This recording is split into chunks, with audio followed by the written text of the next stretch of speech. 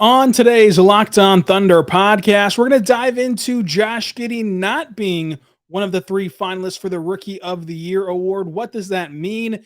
And recapping the season for Josh Giddey with this loaded and amazing rookie class. Plus, what Thunder legends are in the postseason? Who should you be rooting for?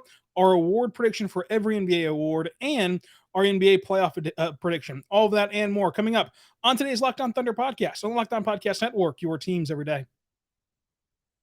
You are Locked On Thunder, your daily Oklahoma City Thunder podcast. Part of the Locked On Podcast Network, your team every day.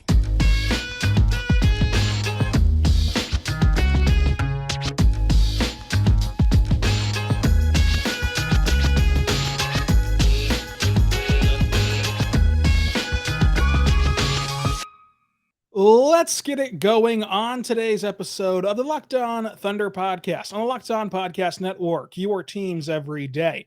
I am your host, Rylan Stiles. You can follow me on Twitter at Rylan_Stiles. You can follow the show on Twitter at LOThunderPod. Email the show, LOThunderPod@gmail.com. On today's show, brought to you by BetOnline.net. We're going to dive into the Oklahoma City Thunder legends who are playing in the postseason. Josh Giddey not being a Rookie of the Year finalist, who will win every NBA award, and our NBA playoff predictions. BetOnline is brought to you by today's show is brought to you by BetOnline. BetOnline has you covered this year for more props, odds, and info and lines than ever before. BetOnline is where the game starts. And let's just start out with Josh Giddey, the biggest story of the weekend for the Thunder. Josh Giddey, not a top three finalist in the NBA Rookie of the Year award voting. The top three finishes are Evan Mobley, Cade Cunningham, Scotty Barnes. Not sure where Josh Giddey falls just yet. We'll find that out later on in the summer. Of course, there's been a growing love of Herb Jones. I don't think Herb Jones will finish fourth over Josh Giddey, but you never know with the voters in these awards this season. But first of all, this is a loaded rookie class. Let's just compare these players with Josh Giddey. Scotty Barnes, 74 games played, 15 points per game, 7 rebounds per game, 3 assists per game, shot 49% from the floor, 30% from three, and 73% from the line. He has a 6.6 win shares as his team finishes fifth place in the Eastern Conference. Evan Mobley, 69 games played, a solid and nice 15 points, 8 rebounds, 2 assists per game, 50% from the floor, 25% from three, and 66% from the line. And as, of course, his team got to the play-in.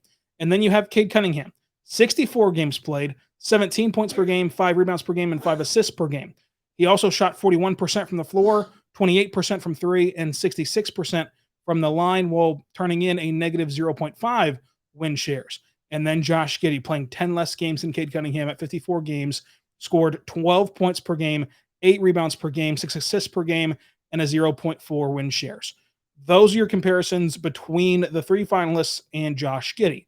In my opinion, Josh Giddey should be fourth because there should be no real outrage regarding these finalists. Number one, awards are narrative. Scotty Barnes and Mobley, both on winning teams as top picks, one with the fifth seed, one in the play-in, which was a great story for the Cavs prior to all the injuries unfolding for Cleveland, which kind of changed their season. And then you have Cade Cunningham, the top overall pick, who also played very, very well this year. Do not get me wrong. I think that the top three is correct. I do. I think that when you factor that in, plus everybody against the Thunder this year in terms of the media railing against their tanking, even though they've been tanking less time than the Magic and then the Kings and teams like that, that factors in, plus the Josh Giddey injury factors in, and this was a loaded draft class, one of the best draft classes we've seen in quite some time. All those things factor in as to why you should not be outraged by Josh Giddey missing out. Now, if he misses out on first team all-rookie, then we can start to have a more deeper conversation, bringing out the pitchforks and being totally upset. I know there's a ton of love for Herb Jones. What about Jalen Green? Again, the narrative's sake, and Jalen Green had an incredible second half of the year of his rookie season. But Josh Giddey should be a top 5 rookie in the NBA without question. So if he doesn't get all rookie honors on the first team, I totally understand at that point you being upset, you railing against voters and just going off on Twitter the way that we can do in Oklahoma City. We are very good at rallying together on Twitter and just hammering the trolls. But save the energy for later on until we know what the first team all rookie looks like. I can't get behind any outrage about the Rookie of the Year voting. It sucks, obviously, but that's just the kind of cost of doing business whenever you have such a great NBA rookie class. You had a great season for Josh Giddey. This is the bottom line. Incredible season for Josh Giddey. Youngest player to ever record a triple-double. Got 4 career triple-doubles already. That's more than Ja Morant. He won every Rookie of the Month award besides one in the Western Conference, and he lost that one due to injury. And he had his stats compared to LeBron James and Wilt Chamberlain, Russell Westbrook, Magic Johnson, LaMelo Ball, Ben Simmons, Larry Bird, Dwight Howard. He had the double-double with no points scored. The bottom line is the Thunder took a huge swing a year ago. And I told you on draft night, this was not the microwave success story that we all want, right? We live in a microwave society. We want everything right now. And it wasn't like he drafted a slam dunk. It wasn't like he drafted Cade Cunningham, who you're going to get praised for the next day in the winners and losers column without question, right? There was question around Josh Giddey at pick 6. Took a huge swing. Took a step back. You saw how it played out. Turns out to be a home run. That's the bottom line. Again, if Josh Giddey's not first team all rookie, I'm there with you on the outrage meter. I'm not there because he missed out on top 3 rookie of the year. But if he's not there on first team all rookie, everyone has the right to be outraged. The triple doubles were amazing. His debut in Madison Square Garden was amazing. The double doubles, passing Russell Westbrook in that category for a rookie for the Thunder franchise. He had a great rookie year. But I cannot dismiss what the other players did. I think the best argument would be Cade Cunningham. I think that Mobley and Barnes should be considered locks. I think that your best argument is Cade Cunningham between Josh Giddey and him for top 3 finishes in the Rookie of the Year. But even then, I'd probably still lean Cade Cunningham, obviously. So it's not clear and obvious he should be number 3. Therefore, I don't really have a problem with it. But if you throw Herb Jones and Jalen Green on all rookie over Josh Giddey, because these 3 are clearly going to be all rookie. So you have 2 spots remaining. If Josh Giddey can't beat out one of Herb Jones or Jalen Green, I don't know what to tell you. I really don't. I mean, again, Herb Jones, really good defender, really good player. Jalen Green, he was 1B, not 2, 1B on my big board last year. And I tried so hard to convince people he was better than Cade Cunningham last year on my big board around this time. I love Jalen Green. I think he's a great player. I think he's going to be a great player. I think he's going to be a multi-time scoring champ in this league. Had a really good second half of the season. But I still would rather have the rookie season of Josh Giddey. That's no knock on Jalen Green. Again, this class is incredible. So it's splitting hairs between these 2. But that's the bottom line on Josh Giddey being wherever he finishes. He should be 4th in Rookie of the Year voting, 4th, 5th, 6th, whatever. Because he's not top 3, I'm not up in arms about it. Coming up, we're going to talk about the rest of the Rookie of the Year, or the rest of the award finalists and pick our winners for each award. Plus, we're going to dive into what former Thunder players are on playoff rosters and who we should be rooting for this postseason. Is it clear and obvious the way I think it is? You're going to let me know in the comment section below, and also on Twitter at Rylan_Styles on Twitter. Make sure you subscribe to Locked On Thunder. We're free and available wherever you get podcasts from 5 days a week. Make sure you're over there on YouTube, Spotify, Apple Podcasts, wherever else you get your podcasts from. But I do want to tell you right now that this show is brought to you by Athletic Greens, folks. AG1. It is fantastic. I love AG1. It's a lifestyle friendly, whether you're keto or paleo or vegan, dairy-free, gluten-free, it's lifestyle friendly to you. It contains less than 1 gram of sugar, no GMOs, no nasty chemicals or artificial anythings, while still tasting very good. It supports deeper sleep quality, recovery speeds, supports your mental clarity, and alertness. It's one thing with the best things. Athletic Greens AG1 uses the best of the best products based on the latest science, which constantly produces incredible products for you. It's also tested and is great for you. It costs less than $3 a day. You're investing in your health. It's cheaper than your cold brew habit. It is cheaper than getting all the different supplements you need yourself. It's all in one nutrition insurance. Make sure you're getting it for you. Athletic Greens has over 7,000 5-star reviews. It's recommended by professional athletes. It's trusted by leading health experts such as Tim Ferriss and Michael Gervais. Make sure you're over there right now and checking out AG1 Athletic Greens, folks.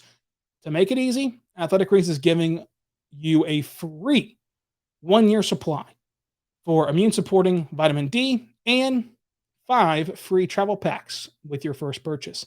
All you have to do is visit athleticgreens.com/NBA network. Again, that's athleticgreens.com/NBA network to take ownership over your health and pick one of the ultimate daily nutritional insurances for you at Athletic Greens right now.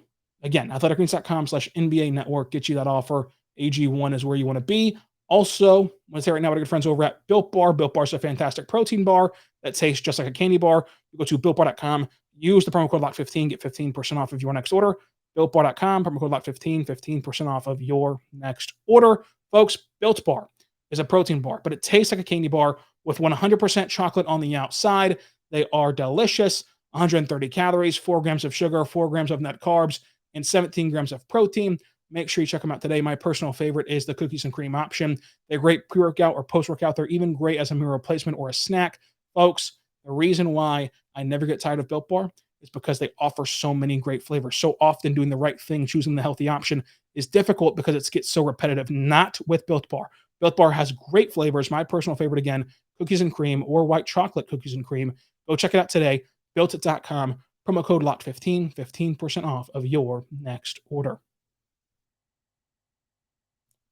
I want to say right now, thank you for making Locked On Thunder your first listen every single morning, every single day. We're here for you talking Thunder basketball. For your second listen, go check out the Locked On Now podcast, a nightly recap show of every NBA game with breakdowns from our local experts. It's free and available wherever you get your podcast from. Because, folks, the playoffs come at you hot and heavy. There's 4 games on Easter that, if you were with your family, you might have missed. So go check out Locked On Now to get a recap from our local experts on how those games panned out. Let's keep diving in to Thunder basketball as we see Josh Giddey not be a top 3 vote getter for the NBA Rookie of the Year award. And in that category, I'd go Scotty Barnes as my Rookie of the Year, but I think that Evan Mobley is going to win it. But I'd go Scotty Barnes, Evan Mobley. It's a coin toss for me, but I'm going to lean Scotty Barnes here because if you make the argument for Evan Mobley, you mostly talk about winning. Well, Scotty Barnes had his team at 5 before the injury, and his injury is a huge impact on that series between the Raptors and the Sixers. So personally, I'm going to go Scotty Barnes. The MVP finalists, Giannis, Jokic, and Embiid. My MVP is Joel Embiid. I know there's a ton of Jokic stands, and I know Locked On Nuggets will not be happy with me picking Embiid, but I just feel like it's Embiid's year to win MVP. I love what he's done this year, scoring title, all that great stuff. I think that Embiid is the MVP. 6th man of the year, Tyler Hero, Cam Johnson, Kevin Love. For me personally, it's not Kevin Love. I mean, Kevin Love's impact has been, hey, he's not a malcontent anymore. He's not throwing fits left and right. He's not a bad locker room guy. He's not a bad teammate. That's his improvement. That's not for me. I'm not going to give you an award for that. The Tyler Hero thing is interesting because he basically plays like a starter, though he comes off the bench, kind of the way that Dennis closed those lineups out as a 6th man. I'd go Cam Johnson here, but I would not begrudge anybody who said Tyler Hero. In fact, again, that's another coin toss for me like Rookie of the Year is. Defensive Player of the Year, Marcus Smart for me. I know Rudy Gobert is so awesome, and he basically won that game for the Jazz while scoring 0 points in the second half on Saturday. But Marcus Smart is on the best, the best defensive team this year, and he's having to guard the best of the best in this league on the perimeter, which is very tough to do. I think that we do not give enough credit to perimeter defenders in this award. So I'm going to go with Marcus Smart here as my Defensive Player of the Year.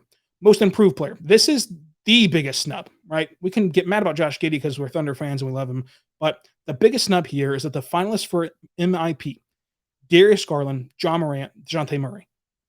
Jordan Poole should not only win the award, should not only be a finalist, but he should win the award. The award should go to Jordan Poole, and he's not even a top 3 finalist for Most Improved Player. Of these options, I'm going to go with DeJounte Murray. I think that with John Morant and Darius Garland, again, I don't love giving it to super young players like this whenever, they're supposed to grow. They're supposed to develop. They're supposed to get better. And to me, to give it to them is kind of limiting their ceiling. Like what you thought that they were never going to get better from last year to this year. That makes little to no sense to me. I think that DeJounte Murray of these 3 options is the most improved player, especially considering projections and things like that. But it should be Jordan Poole. There should be no questions about it. Coach of the Year, another no question one. This time the finalist is actually correct, but it's Taylor Jenkins of Memphis, Eric Spoelstra of Miami, and Monty Williams of the Suns. Monty Williams is clear and away the best coach in the NBA. He has the Suns just cooking. He should be Coach of the Year. I love Memphis. I think that Taylor Jenkins is a great coach. I think he's number 2. I think he's awesome. But For Memphis to repeat their success last year and build on it and be a well-oiled machine and survive the Chris Paul injury and survive the ups and downs and not have that hangover of being a team that arrived last year and maybe takes a step back this year, for them to continue to do what they're doing right now, to me, it's Monty all the way, and he deserves a ton of credit, and he deserves to be the NBA Coach of the Year. What are your finalists? Who are your predictions from the finalists for all these NBA awards? What do you think should happen? Should Josh Giddey have been top 3? Should he make all NBA? I should say all rookie NBA first team? What should happen with Josh Giddey's scenario? And who's your MVP? Who's your Defensive Player of the Year? Who's your Coach of the Year? All that fun stuff down below on the comment section or on Twitter at Rylan_Styles or on the email lothunderpod@gmail.com. But let's talk about the postseason. Obviously, the Thunder are not in it. Even though they were playing playoff basketball like 19 months ago. Let's not forget that. We'll never get all distracted by the tanking and things like that for the Thunder. But they're not in it this year. And which teams have Thunder legends? Which teams should you throw your support behind? Number one, let's get out of the way early. The team that I think every Thunder fan should be rooting for is the Suns. Chris Paul is an OKC legend from his time with the OKC Hornets, plus the way that he treated that bubble season in 2019-2020. Chris Paul is a GOAT, and he should get a ring this year to solidify his resume, and also Thunder fans should want that to happen. They also have Cam Payne, who's a Thunder legend, of course, and former first-round pick for the Thunder. The Pelicans don't have any Thunder legends, but they did get OKC a second lottery pick over the weekend, so that counts for something in terms of rooting for them to keep it close but not beat the Suns. Don't get blown out. Don't get embarrassed, New Orleans, but I do want you to keep it close because you did get the Thunder that second lottery pick by beating the Clippers. The Warriors Thunder legend, Aaron Wiggins, best player to ever play in Paycom Center. Enough said. The Nuggets Thunder legends, Jeff Green and Austin Rivers for like 10 seconds. The Jazz, Rudy Gay's nameplate is a Thunder legend on the Jazz. For the Grizzlies, you have Steven Adams and Brandon Clark, who was traded for Darius Baisley. Obviously, here's the big kicker. Who would you consider more of a Thunder legend, Steven Adams or Chris Paul? For me, you count the OKC Hornets era. You count the fact that he needs this ring. It doesn't need, but it'd be great for his resume to complete his career, to have a ring, at least one in his career, for how great he is, a top 5 point guard of all time, top 6, top 7, wherever you want to put him, but he's up in the top 10 of point guards of all time. Having that ring just kind of solidifies that for his career, and it feels like he's running out of time to get it. Obviously, still a great player, but how many more runs can he go through? To me, this season should be all about Chris Paul. Love Steven Adams. He should be ranked ahead of Chris Paul in the Thunder pantheon for most people, obviously. But again, with all the other narratives that go along with Chris Paul's career right now, I'm behind Chris Paul in this year's playoff, but would not mind Steven Adams at all. So he'll bring a championship when this is all said and done. The Pelicans have nobody. The Mavs have nobody. In fact, take a point away from the Timberwolves have nobody. Take a point away from the Timberwolves for having Patrick Beverley. The Mavs have nobody. Toronto has Svi. If you got attached to Svi last year, he's on the Raptors. Go Raptors, go. The Sixers have a ton of Thunder legends. If you're doing this based on bulk alone, it should be the Sixers. They have James Harden. They have Charlie Brown Jr. They have Danny Green in the Dennis Schroeder trade. They have Tyrese Maxey, a product of the Mike Muscala bubble buzzer beater. They have Shake Milton from Owasso. Let's count him. Who cares? Matisse Thybulle as a draft promise in his draft. Let's count him. Who cares? It's a lot of Thunder legends on that Sixers bunch. The Hawks have TLC, and they have Gallinari, and they have Trae Young, who was a Thunder fan at 15 years old. So great for the Thunder legend Trae Young. The Heat. This one might be the winner for some of you in the comment section, because I remember those of you who were beating down my DMs and comment sections and mentions about Yort 7 during his training camp stint in OKC and his stint with the Blue. Take your victory lap. He's on the Heat and played a vital role for them in the regular season. I'm not sure if he's going to be their playoff rotation. I doubt it, but still, Yort 7 is on the Heat. Markieff Morris, Thunder legend. Victor Oladipo, Thunder legend. Enough said. The Nets have nobody. Celtics, Al Horford. Great Thunder legend. Took it in stride last year. Helped the young players develop. Shut down for the better sake of the franchise at the end of the year last year. And he has rejuvenated his career in Boston. Has played a really good season this year. Okay, fine. The Nets do have Kevin Durant and Blake Griffin, but still, again, Blake Griffin only because he's an Oklahoma kid. The Bulls, Billy Donovan, for better or worse, and Alex Caruso, OKC Blue legend. Shout out Alex Caruso. And the Bucks, Serge Ibaka and George Hill. Those are your Thunder legends in the postseason this year. Who are you going to support? Are you with me in the slam dunk pick of the Suns? Or do you go Memphis? Or Do you go 76ers because of all their bulk of Thunder legends? Where are you at this year in the playoffs? Who do you want to see win this year's NBA Finals? Speaking of that, coming up, we're going to do our NBA playoff predictions based on my NBA.com playoff bracket that was submitted over the weekend. Let's see how we're off to so far to start the NBA postseason. But I do want to tell you right now about our good friends over at betonline.net, which will make you experience the playoffs better than you ever have before because betonline.net is your number one source for all betting stats and info this year, from the latest sport developments, league reviews, and news, including this year's basketball playoffs and the start of the MLB season. Make sure you check out BetOnline. It's your continued source for sports wagering information, from live betting to playoffs to esports and more. Go to the website today or use your mobile device to learn more about the trends in action this year. BetOnline is where the game starts. And folks, this is how easy it is. You go to a URL bar, type in betonline.net, sportsbook. Let's go down to basketball as we load in here. Basketball, let's do NBA games. And we see NBA basketball games. Here we go. Monday's slate of games, the Mavericks and Jazz. Mavericks 5.5-point underdogs. Can they win without Luka? And even that series, let's pick them. 5.5 for the Mavericks against the Jazz. That's my selection for today. See how we do at betonline.net. We are back on the Locked On Thunder podcast, on the Locked On Podcast Network, your teams every day. Thank you for making Locked On Thunder your first listen every single morning, every single day. We're here for you, talking Thunder basketball. For your second listen, go check out the Locked On NBA podcast. From the first jump ball of the play-in tournament to the last possession of the NBA Finals, Locked On experts are taking you deeper inside the playoffs than you've ever been before, with breakdowns and analysis of all 30 teams along the way, including the offseason. So make sure you go subscribe to the Locked On NBA podcast.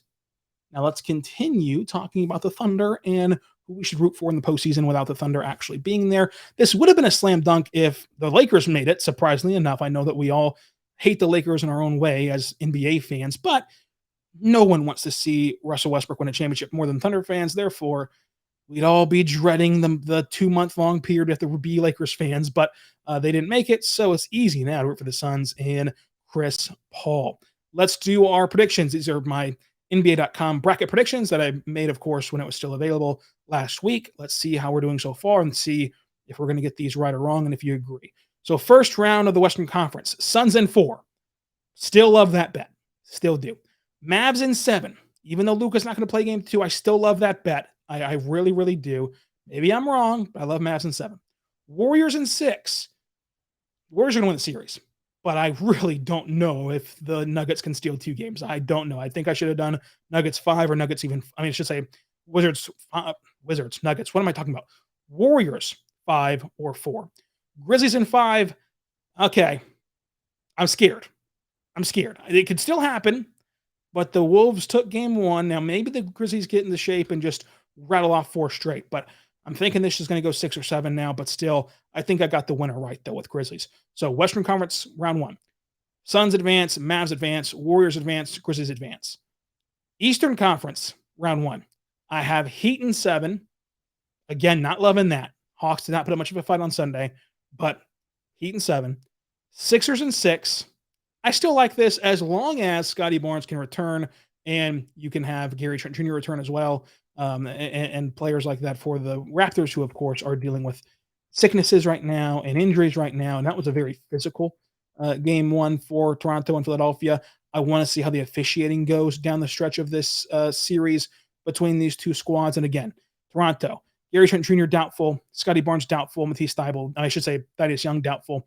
Matisse Thybulle can't play in Toronto because of his vaccine status, which might swing the series once it gets there. However, Doc Rivers was not using Matisse Thybulle because he wants to get used to the new rotation without Matisse Thybulle in game 1. We'll see how that continues the continuity with Danny Green there in game 2. But Sixers in 6, still I feel comfortable with, but again, 5 might have been better choice there. Bucks in 4. Hey, look, the Bucks played with their food a little bit, and the Bulls kept it competitive. Billy Donovan's late game situations and side outs messed them up, which, surprise, surprise, but I still feel good about the Bulls losing in 4. However, they might steal a game or 2 because it's hard to sweep in any sport, especially the NBA. Boston in 6. That series is incredible. That game was incredible today. The Tatum buzzer beater.